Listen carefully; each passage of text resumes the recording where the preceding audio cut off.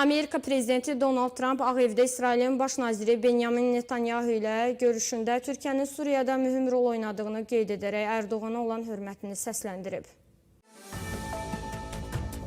Donald Trump bildirib, mənim Ərdoğanla çox yaxşı münasibətlərim var. Bilirəm ki, mətbuat əsəbləşir ki, mən Ərdoğanı bəyənirəm, amma mənim ona, onun da mənə hörməti var və biz heç vaxt heç bir problem yaşamamışıq. Ərdoğan çox güclü və ağıllı bir insandır. O Suriyada heç kimin edə bilmədiyini etdi. Ona hörmət etməlisiniz. Görüş zamanı Netanyahu bildirib, Türkiyə ilə Suriya ərazisinə üz-üzə gəlmək istəmirik. Bu qarşıdurmanın qarşısını almaq üçün müxtəlif yolları müzakirə etdik. Suriya ərazisinin heç bir ölkə, o cümlədən Türkiyə tərəfindən İsrailə qarşı baza kimi istifadə edilməsini qəbul etməyəcəyik. Prezident Trump isə Netanyahuya dəstək versə də Türkiyə ilə münasibətlərin yüksək səviyyədə olduğunu vurğulayaraq bildirib. Türkiyə ilə münasibətlərimiz çox yaxşıdır. Prezident Ərdoğanla əla əlaqəm var. Əgər İsrailin Türkiyə ilə problemi varsa, mən onu həll edə bilərəm. Təbii ki, bu qarşılıqlı məntiqli olmalıdır. Netanyahu ilə görüş zamanı İran məsələsinin də geniş müzakirə olunduğunu bildirən Trump, şənbə günü İranla yüksək səviyyəli birbaşa görüşlərin davam edəcəyini açıqlayaraq bildirib. İranla birbaşa danışıqlar aparırıq. Ümid edirəm ki, bu danışıqlar uğurlu olacaq. Şənbə günü yüksək səviyyədə görüşlər keçiriləcək və nəticəsini görəcəyik.